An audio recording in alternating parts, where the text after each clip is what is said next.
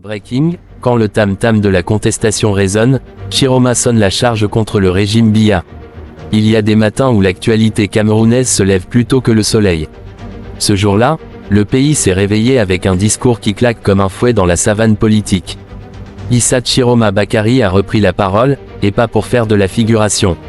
Dans une sortie au ton martial, l'ancien ministre et candidat à la présidentielle d'octobre dernier appelle à une mobilisation générale contre le pouvoir de Paul Biya. Au Cameroun, dit-on, quand le griot change de rythme, c'est que le village s'apprête à danser ou à se battre.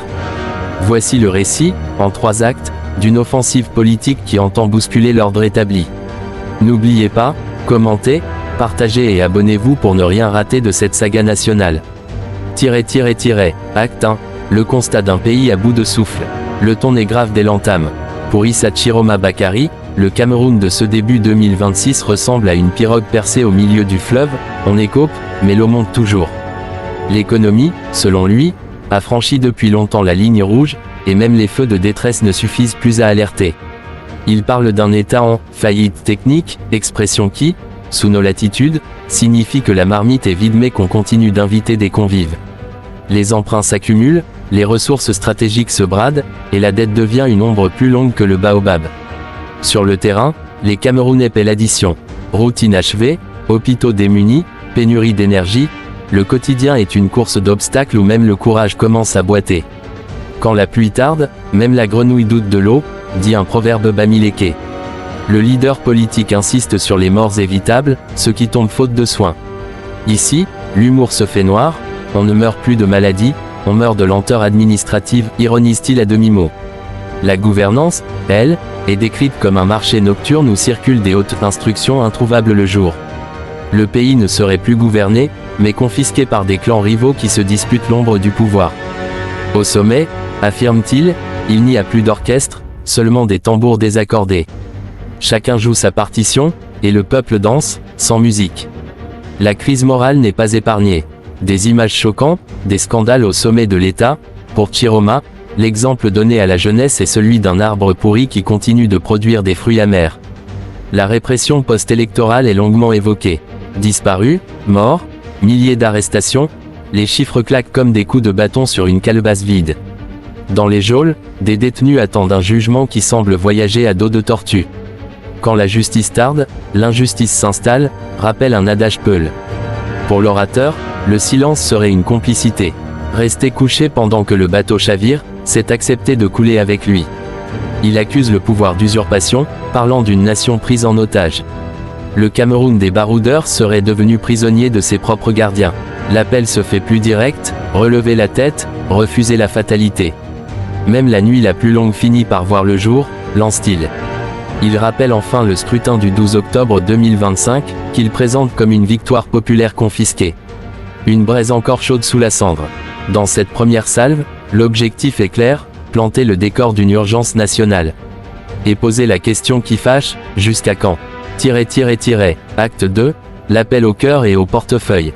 Après le diagnostic, vient la quête de solidarité. Issa Chiroma Bakary s'adresse d'abord aux consciences, avant de tendre la main. Il appelle aux dons pour soutenir les victimes de la répression. Les « enfants de la République », comme il les nomme, sont au centre de ce plaidoyer. Derrière l'expression, des milliers de détenus, jeunes et vieux, oubliés derrière des murs épais. Il insiste sur l'urgence humanitaire, nourriture, soins, visites. Un enfant qui pleure ne déshonore pas sa mère, rappelle-t-il, invitant la nation à ne pas détourner le regard. L'appel vise aussi la diaspora, cette autre moitié du Cameroun dispersée à travers le monde. Ceux qui vivent loin mais dont le cœur bat au rythme du pays. Il cite ingénieurs, médecins, chercheurs, enseignants, entrepreneurs. Même ceux qui travaillent à la NASA ou dans la Silicon Valley ne sont pas oubliés. Le message est limpide, le Cameroun a besoin de tous ses enfants, même ceux qui ont appris à marcher sur des routes étrangères.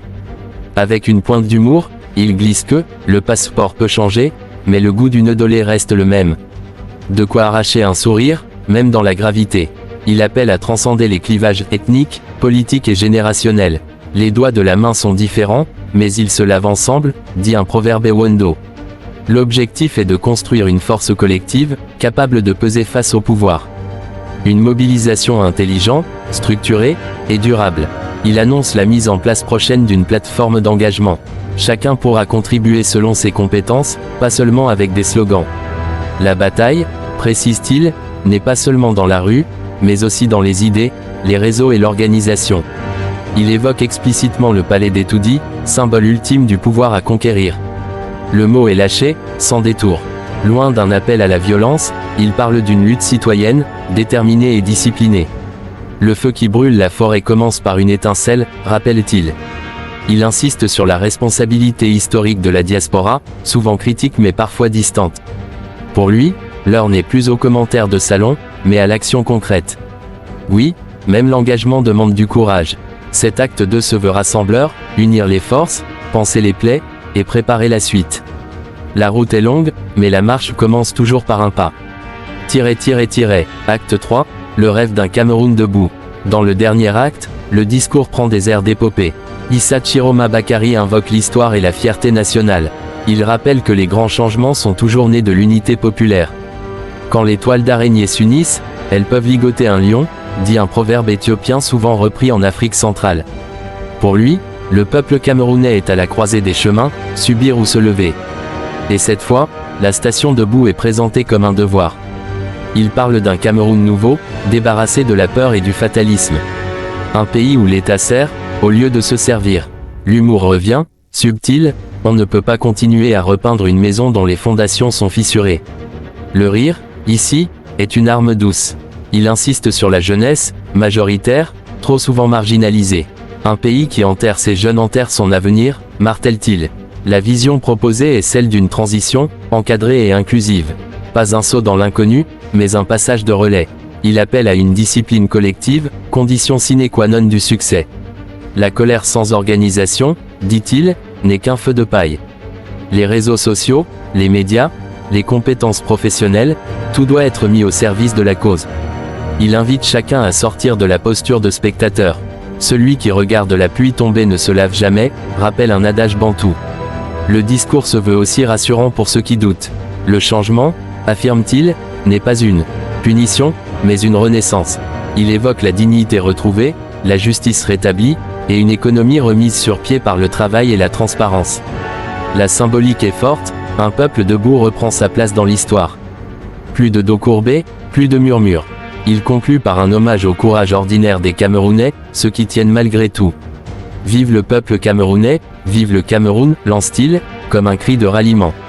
Reste maintenant la question que tout journaliste se doit de poser, cette fois sera-t-ce différent? Chers lecteurs, à vous la parole. Dites-nous ce que vous en pensez en commentaire, partagez cet article et abonnez-vous pour suivre, pas à pas, cette bataille politique qui s'annonce historique. Car quand l'histoire frappe à la porte, mieux vaut être réveillé que surpris. Acte 4, la diaspora, ce géant qui dort encore. Il existe une richesse camerounaise qui ne figure dans aucun budget de l'État, sa diaspora. Issa Chiroma Bakary le sait, et il tape là où le potentiel est immense mais encore sous-exploité. Des millions de Camerounais vivent hors du territoire national, mais suivent l'actualité du pays avec une régularité plus fidèle que certains ministres à leur bureau. Chaque crise nationale réveille les débats dans les salons de Paris, Bruxelles, Montréal ou Washington, mais trop souvent, l'indignation s'arrête au clavier. Chiroma secoue cet immobilisme. Pour lui, la diaspora ne doit plus être un public, mais un acteur. Le tam-tam n'appelle pas ceux qui dorment, dit un proverbe. Il rappelle que beaucoup de révolutions modernes ont été nourries par des cerveaux et des moyens venus de l'extérieur. Avec un humour piquant, il glisse que « liker la souffrance du pays ne l'apaise pas ». Une phrase qui fait sourire et réfléchir. Il insiste sur les compétences accumulées à l'étranger, ingénierie, médecine, droit, communication, finance. Autant d'armes pacifiques pour une bataille politique. La diaspora, selon lui, a l'avantage de la distance, voir clair là où l'émotion locale brouille parfois le jugement. Mais cette distance peut aussi devenir une excuse confortable pour ne pas s'engager. Celui qui regarde le feu de loin croit qu'il ne brûle pas, rappelle un adage. Il appelle donc à une organisation structurée, loin de l'agitation désordonnée des groupes WhatsApp. L'objectif est clair, transformer la colère dispersée en force collective disciplinée. Il évoque des cellules de réflexion, des contributions financières transparentes, des relais médiatiques. Le message est ferme, le Cameroun ne se libérera pas uniquement depuis l'intérieur, ni uniquement depuis l'extérieur, mais par la jonction des deux. Il invite la diaspora à assumer son rôle historique, sans arrogance ni nostalgie. Car, dit-il, l'arbre qui a grandi loin de la forêt n'oublie jamais ses racines. Et la question demeure, la diaspora répondra-t-elle enfin présente autrement que par des discours enflammés? Droit, dites-le en commentaire et abonnez-vous pour suivre la suite. Acte 5, le pouvoir face à ces silences. Face à cette offensive verbale et politique, une absence saute aux yeux, celle du pouvoir en place. Pas de réponse structurée, pas de discours rassurant, seulement le silence. Or, en politique africaine, le silence n'est jamais neutre. Quand le chef ne parle plus, le village commence à murmurer. Les accusations sont lourdes, faillite économique, dérive morale, répression sanglante, crise de gouvernance. Et pourtant, aucune contre-argumentation sérieuse. Ce mutisme alimente toutes les interprétations, y compris les plus dangereuses, pour la stabilité nationale. L'État semble gérer la crise comme on colmate une fuite avec un doigt, provisoirement, en espérant que personne ne regarde. Trop près, mais les Camerounais regardent, ils comparent, analysent, et surtout, ils se souviennent. Chaque promesse non tenue devient une archive vivante contre le régime. Chiroma exploite habilement ce vide communicationnel. Là où le pouvoir se tait, il parle. Là où l'État hésite, il affirme. Avec ironie, certains observateurs notent que l'opposition semble parfois mieux informée que le gouvernement lui-même.